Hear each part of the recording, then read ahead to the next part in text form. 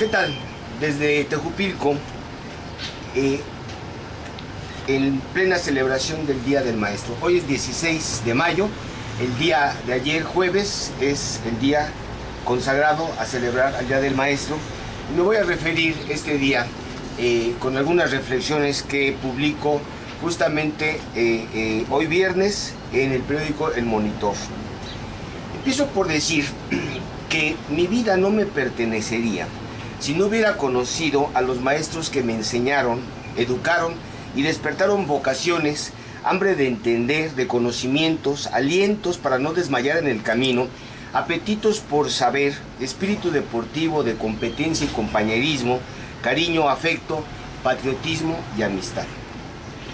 Las maestras Guillermina, Ernestina y María Teresa Soto Cienfuegos en la primaria me enseñaron a hacer de los conocimientos herramientas, a leer y escribir correctamente, por supuesto, a pensar y hablar en público. Incluso una de ellas me enseñó a cortejar con delicadeza y corrección a la niña de mis amores al despertar a la sexualidad.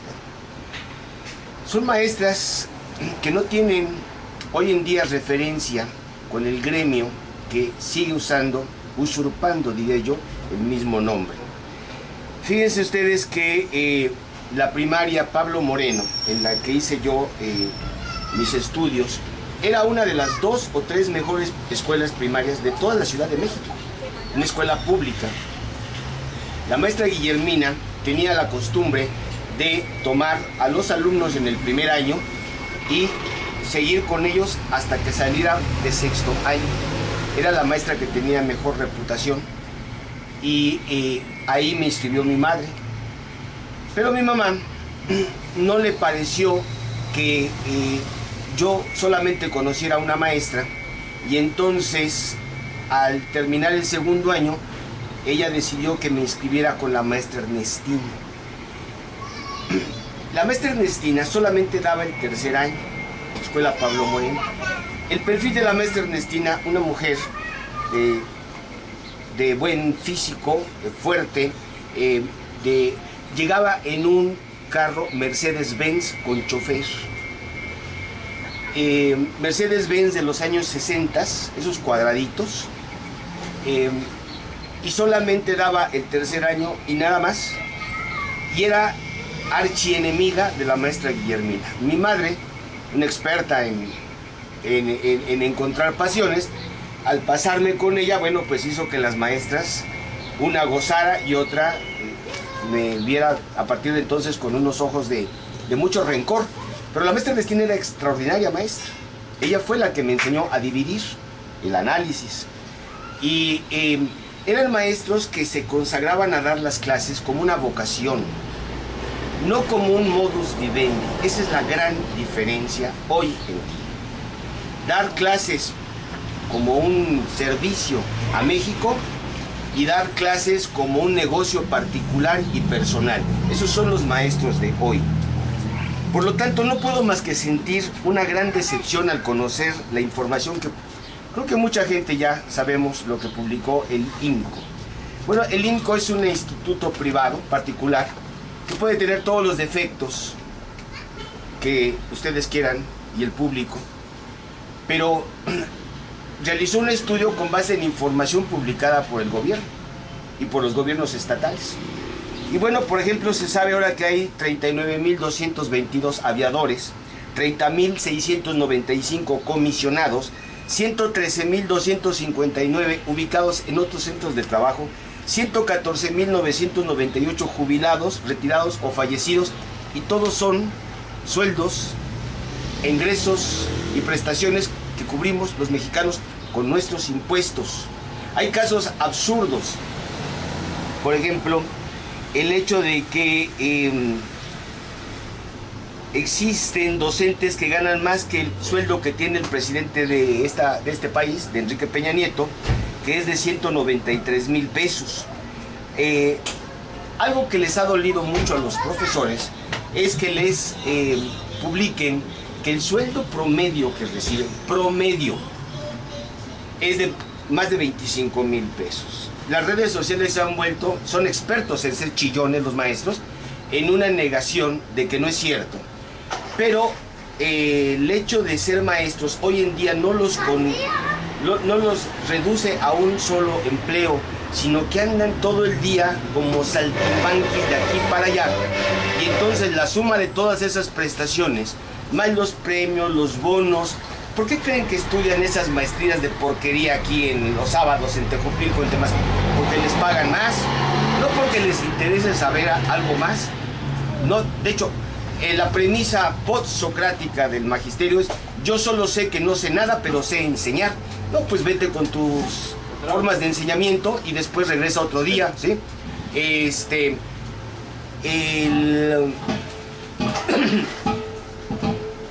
El promedio son 25,000.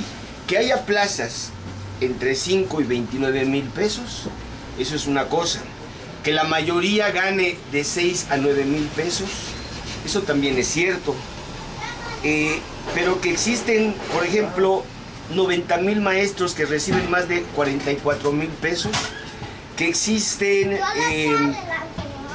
10%, hay 91,000 docentes que entran dentro del estrato del 10% de los que se consideran a las personas más ricas como familias de este país.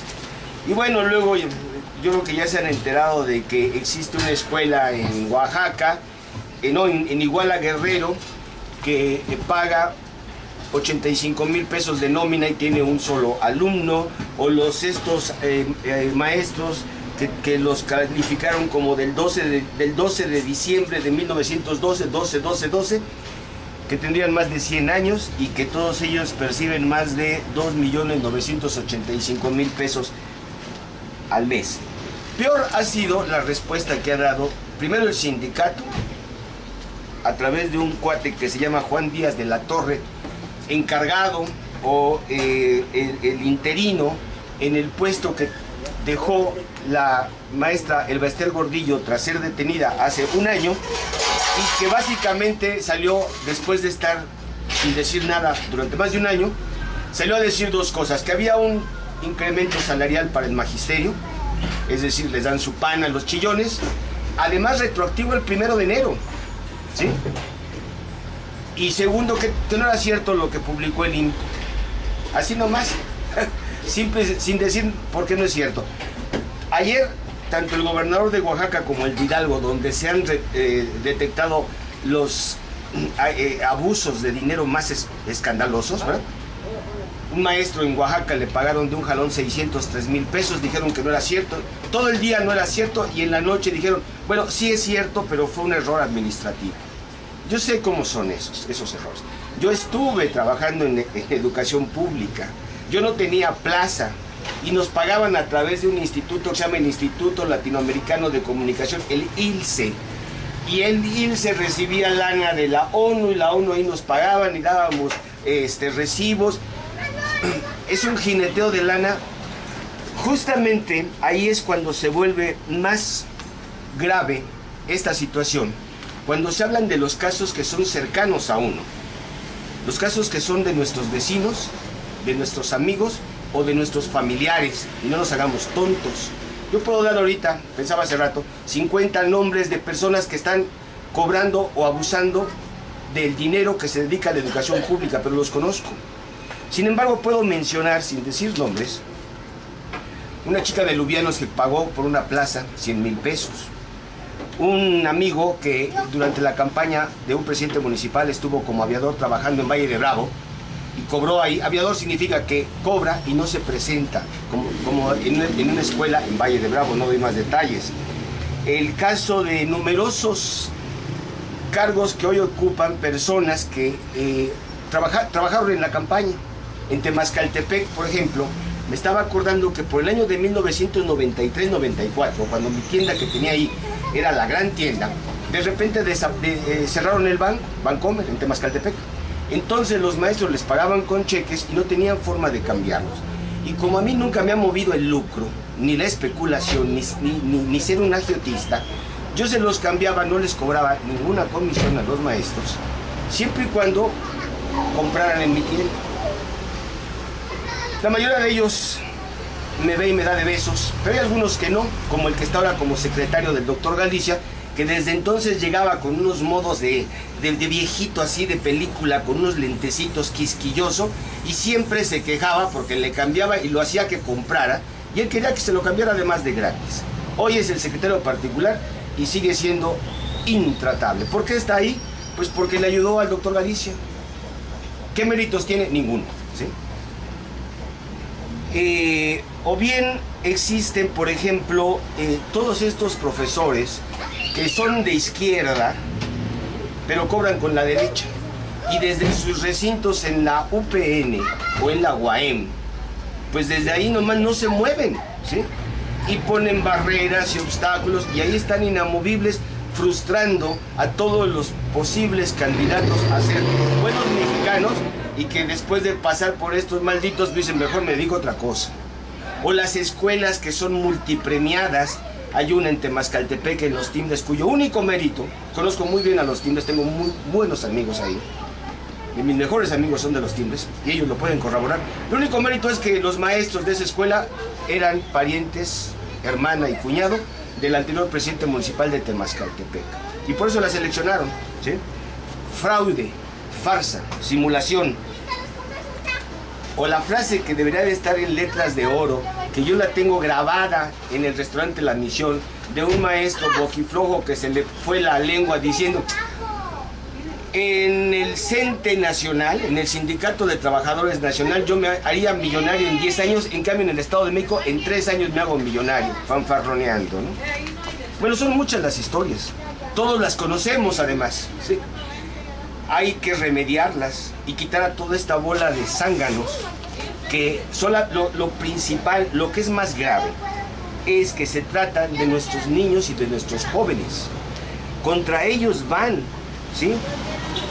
La presencia que alguna vez fue considerada en las escuelas como obligatoria, por ser laica también y gratuita, hoy se ha vuelto en un pasaje obligatorio para aplastar los encantos naturales de los jóvenes, para mochar la imaginación, para engendrar vicios y enseñar con maestría, ahí sí, a obedecer, solamente obedecer, ¿sí? Se ha llegado al punto de que será bueno que nosotros, los padres de familia, como sociedad, nos planteáramos la pregunta de que si debe de seguir siendo bueno mandar a nuestros hijos de manera obligatoria a una escuela que ni es laica ni es gratuita. ¿O por qué no seguir el sistema Polgar, que ya lo he comentado, y si no aquí tengo información, el de las jugadoras de ajedrez de la familia de Laszlo Polgar, está documentado? ¿Por qué si mi bisabuelo no cursó ni la primaria, construyó más de 100 casas que se encuentran, por lo menos unas 100 casas en la Ciudad de México, en zonas residenciales, y están todavía hoy en día en pie? ¿Por qué los dos mejores amigos que tengo, probablemente dos de los mejores amigos, pero sí los más sabios e inteligentes que reconozco de Temascaltepec, no hicieron estudios más que de primaria, quizás ni siquiera sé, y son expertos en agricultura y en ganadería, sin haber cursado jamás un curso de estos de agronomía o estos mugres que dan ahí en la UAM, ¿sí? ¿Por qué?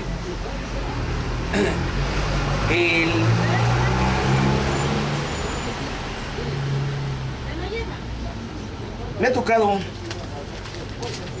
estar en un papel muy cercano al magisterio. Conozco a muchísimos profesores. El director de la secundaria de Temascaltepec, lleno de prejuicios, y es director. ¿Por qué es director? Porque se pasó 15 años como subdirector. ¿Qué méritos tiene? Ninguno. Pero ahí aguantaron más su trasero que cualquier otro mérito. Prefiero mejor dejar un pensamiento de Fernando Savater que yo publiqué, está inspirado en el pensamiento de Fernando Savater, publiqué en Cartas Sureñas, ¿sí? Y que dice, es un regalo que le hago a los maestros. Quizás quiero mencionar esto que también aquí publico, habría que distinguir a los maestros. Por supuesto que hay maestros, pero así como los conservadores mexicanos, los católicos, se oponen a las bodas entre homosexuales y dicen que quizás su rechazo sería menor si por lo menos le llamaran de otra manera a esa unión, que le dijeran chulimonio, y no matrimonio. Algo así hay que hacer con los maestros. Yo creo que aquí el nombre ya lo conocen bien, los profes. Bueno, los profes son los que no son maestros, cobran como tales. Y los maestros, pues sí, son los maestros de verdad. Los profes son los que cobran por estar frente a un grupo de clases. Los maestros son los maestros. Para los maestros, les puedo decir que como las soluciones no son fáciles, ni son mágicas, empezaría por proponer la necesidad de un espíritu crítico, un análisis diferente de un problema que se agrava en la medida que crece la población que demanda educación. Hace falta un espíritu inspirado en Voltaire, a quien se le puede reconocer como el inventor del intelectual moderno, un oficio que toma algo del agitador político, bastante del profeta y no poco del director espiritual. Maestros quienes estemos en disposición de ejercer con la educación un poder benéfico y curativo que pueda aliviar del poder despótico de los gobernantes y del poder oscurantista de los clérigos. Gracias.